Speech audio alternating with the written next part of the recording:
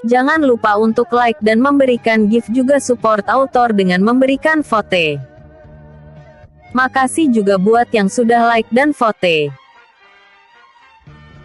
Happy reading, guys. Namun pertimbangan yang diberikan oleh Erik ada benarnya juga.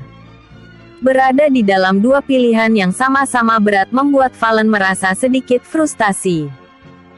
Baiklah, aku akan menuruti apa yang menjadi pertimbangan bagimu. Sebetulnya aku juga mempertimbangkan hal yang sama, tapi aku tidak bisa egois mengorbankan kamu dan pengawal-pengawal yang lain untuk menjadi first-liner penyerangan di markas besar pamanku, kata Valen sambil mendesah lelah. Sebenarnya Valen sudah lelah dengan apa yang sedang terjadi saat ini, tapi tidak boleh menyerah melawan pamannya itu, dan dia harus menang karena nasib dari keluarganya ada di tangannya saat ini. Dan dirinya tidak bisa mengorbankan keluarganya kalau dirinya menyerah saat ini. Tampaknya Erik sudah bisa menebak kenapa tadi awal mula dia bertemu dengan Valen wajahnya terlihat kusut dan juga sendu. Ini kemungkinan yang bikin Valen sedih dan kusut. Memikirkan nasib dari teman-temannya yang lain yang harus berjuang bersama-sama dengan dirinya saat ini agar bisa menolong Valen dan keluarganya dari ancaman pamannya itu. Ayo langsung saja kita berangkat dan aku yang akan memimpin penyerangan kali ini.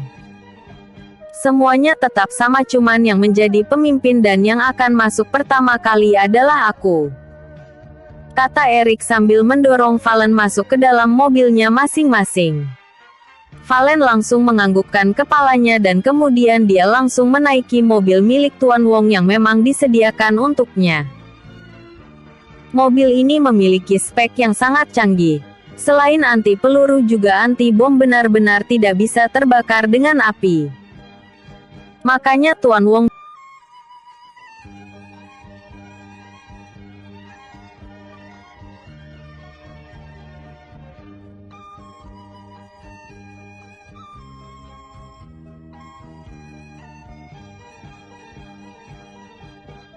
berpikir kalau ini akan cocok buat membawa Valen ke markas besar milik pamannya itu. Siapa tahu kalau pamannya memiliki jebakan sama seperti Tuan Wong yang menaruh bom di tengah-tengah perjalanan ke rumah pamannya itu. Mereka langsung berangkat ke tempat markas pamannya itu. Pemikiran Erik hanya satu, dia bisa menyelamatkan teman-temannya yang kini terjebak di sana. Tadi memang Erik mengirim 2 orang temannya untuk mengikuti mantan anak berdiri Alicia yang keluar dari rumah sakit.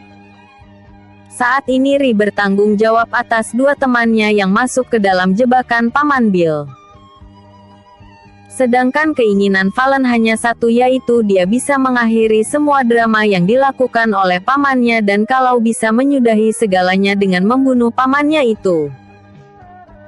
Sekalipun mungkin apa yang ada di dalam pemikiran mereka itu berbeda, tapi tujuannya hanya satu, melenyapkan akan membuat masalah seperti Paman Bill itu. Sesampainya mereka di areal sekitar 1 km dari markas besar milik pamannya Valen itu, mereka berhenti untuk mengatur strategi dengan cara meninggalkan Valen di luar dan hanya memasukkan Erik ke dalam tempat Paman Billy. Sebenarnya perasaan dari Valen saat ini tidak enak. Dia merasakan ada sesuatu hal yang akan terjadi. Oleh karena itu dia menahan diri untuk tidak masuk terlebih dahulu. Dia mendapatkan info bahwa Revan dan juga Tuan Wong sedang dalam perjalanan ke arah sini. Valen lagi menimbang-nimbang apakah dia harus menunggu terlebih dahulu sebelum masuk ke dalam. Erik mendesak Valen agar bisa masuk terlebih dahulu, karena dia tahu bahwa saat ini Valen sedang dilema. Valen pasti menang hanya karena ingin agar dirinya saja yang masuk ke dalam. Makanya Valen menunggu Tuan Wong agar bisa memberinya pertimbangan. "Kenapa kok kamu ragu-ragu lagi?" tanya Erik dengan raut wajah kesal. "Firasatku benar-benar tidak enak. Perasaan ini atau firasat ini hampir sama saat kamu masuk ke dalam perangkap Alicia dan juga pamanku. Pada awalnya tadi Tuan Wong sudah bilang nanti kalau aku masuk, Aku harus memakai perlengkapan yang diberikan dengan lengkap. Termasuk alat penyadap dan juga mobil yang aku akan kekendarai ini. Juga baju yang aku pakai ini anti api dan anti peluru. Biasanya baju ini dipakai untuk stuntman yang akan melakukan tindakan berbahaya untuk sebuah film. Jadi dibandingkan dengan kamu yang masuk, kayaknya akan lebih aman kalau aku saja yang masuk, kata Valen sambil menepuk bahu Erik. Erik menatap outfit milik Valen itu dengan wajah yang tidak percaya. Bayangkan Tuan Wong memiliki beberapa peralatan yang canggih yang memang khusus digunakan untuk masalah-masalah seperti ini. Ini membuat Erik menjadi kagum dengan totalitas yang sudah diberikan oleh Tuan Wong dalam karirnya di dunia hitam. Baiklah kalau begitu kita tunggu dulu Tuan Wong. Kalau memang keputusan Tuan Wong dan Revan adalah kamu yang masuk maka aku akan rela. Walaupun kalau bisa sih kita masuknya berdua aja, kata Erik dengan nada bercanda. Itu kayaknya mereka udah datang. Memang tadi jaraknya antara kita dan mereka tidak terlalu banyak. Aku pikir lebih baik menunggu mereka dulu, kata Valen saat melihat ada mobil Alphard yang mendekati tempat parkiran mereka. Ternyata memang benar kalau yang datang itu adalah Revan dan juga Tuan Wong. Setelahnya mereka langsung menemui Valen dan juga Erik yang menunggu di depan mobil mereka masing-masing. Mereka akan membahas siapa yang akan masuk ke dalam terlebih dahulu. Rupanya memang karena sudah dibahas dari awal, Tuan Wong setujunya kalau Valen yang akan terlebih dahulu masuk. Ini sebenarnya pancingan saja, supaya menggoyahkan pemikiran dari pamannya bahwa saat ini Valen sudah tidak ada yang membakuk. Jadi kemungkinan pamannya Valen akan lelah dengan kondisi sekitarnya sehingga membuat mereka yang ada di luar ini bisa masuk dengan perlahan-lahan dan gantian menjebak Paman Billy serta menghancurkan markas besar yaitu dengan bom seperti yang mereka lakukan di pulau pribadi milik Hunter Death. Setelah benar-benar siap Valen langsung bergegas menjalankan mobil beserta dengan Erik masuk ke dalam areal milik pamannya. Ya akhirnya memang Erik ikut masuk ke dalam. Ini digunakan oleh Tuan Wong untuk mengantisipasi hal-hal yang tidak diinginkan. Misalnya kalau Valen masuk sendirian, bisa jadi pamannya langsung membunuhnya. Setidaknya dengan adanya Erik, Valen akan sedikit terbantu karena ada dua pemikiran dan perlawanan di sana. Di dalam perjalanan menuju ke arah dalam markas besar itu tiba-tiba mereka dicegat oleh puluhan orang memakai baju hitam celana hitam khas pengawal bayaran yang eksklusif. Erik dan Valen hanya bisa mendesah kesal karena belum mencapai daerah yang dimaksud. Sudah masuk ke dalam jebakan. Nasib-nasib. Apakah nasib Valen harus berakhir di sini? RSMM 162. Jangan lupa untuk like dan memberikan gift juga support author dengan memberikan vote. Makasih juga buat yang sudah like dan vote. Yang kasih gift besar juga aku ucapin terima kasih ya. Berkat kalian aku ada di sini. Aku seneng karena dukungan kalian. Aku jadi semangat update. Oh ya jangan lupa mampir di cerita Thor yang lain. Banyak yang sudah selesai dan bisa dibaca sampai ending. Mampir di Rebirth, Pembalasan Dendam Tuan Muda. Author by Nopi. Up 1x ya. Promotekan juga ya. Happy reading, guys. Belum apa-apa sudah dicegat oleh pengawal pamannya saja. Valen dan juga Erik saling bertatap muka.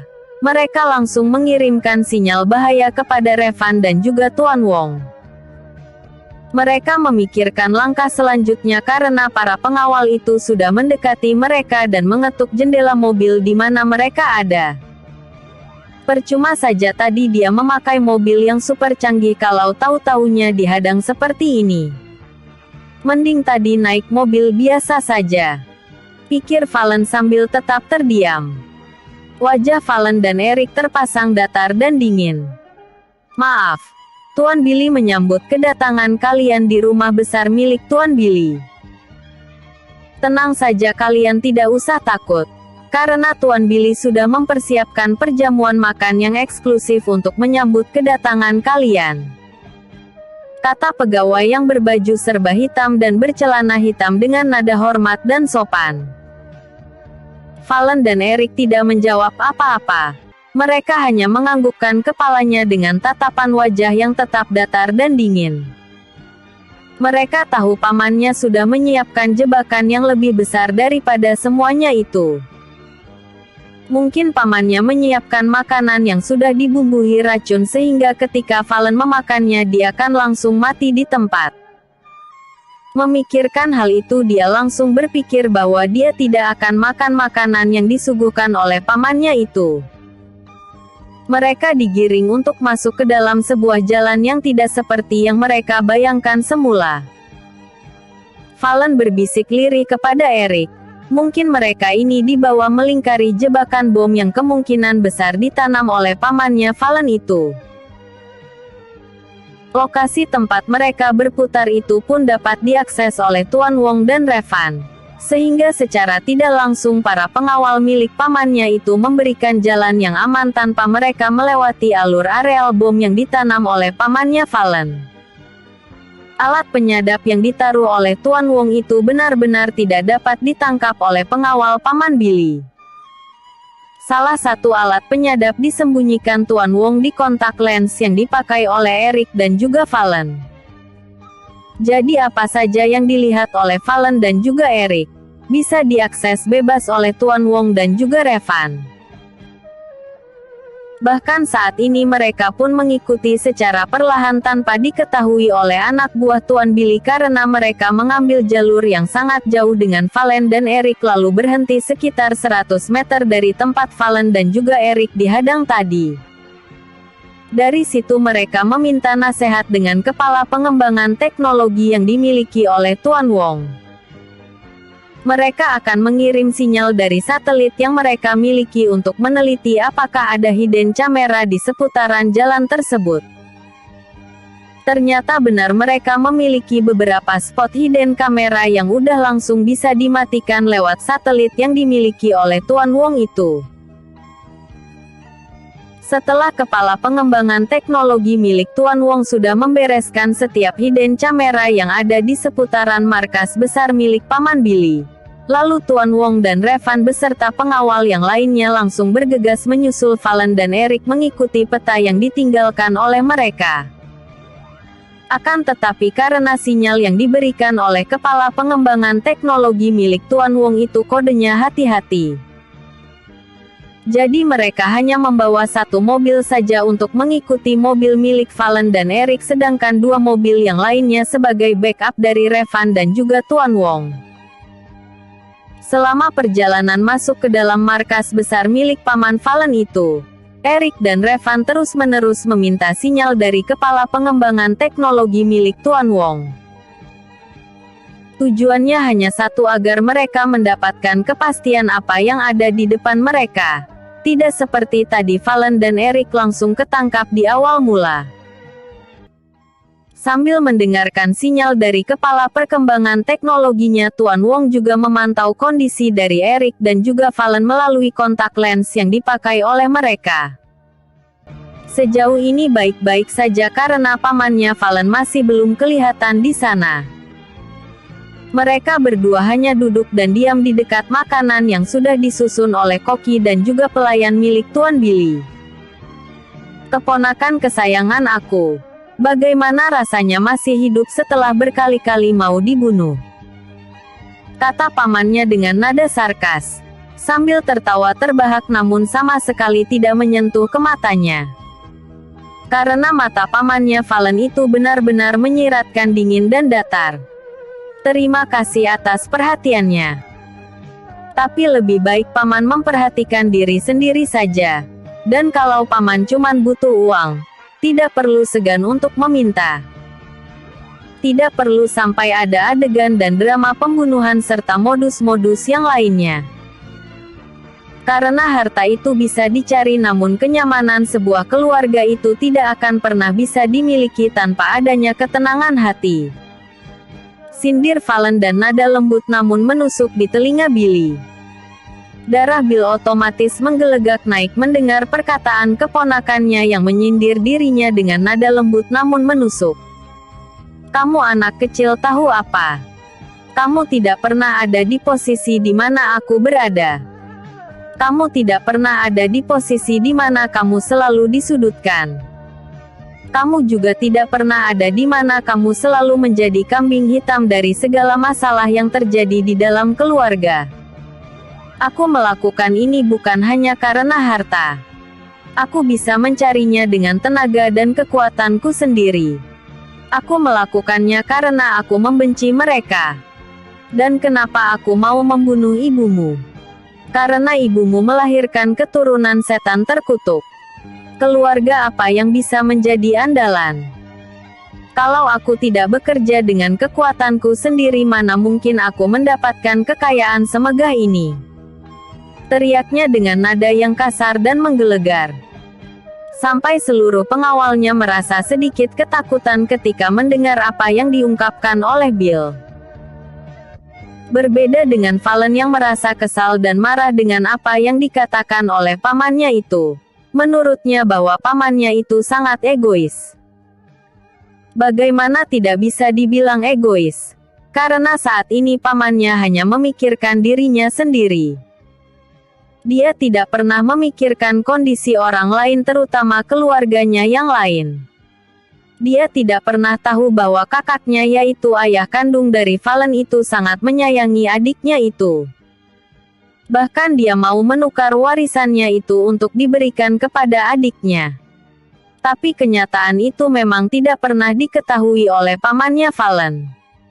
Sehingga dia selalu menganggap bahwa dirinya adalah orang yang tersingkir dan menjadi biang kerok dari masalah di keluarganya. TBC. Jangan khawatir, tinggal 3 episode lagi dan cerita ini akan tamat.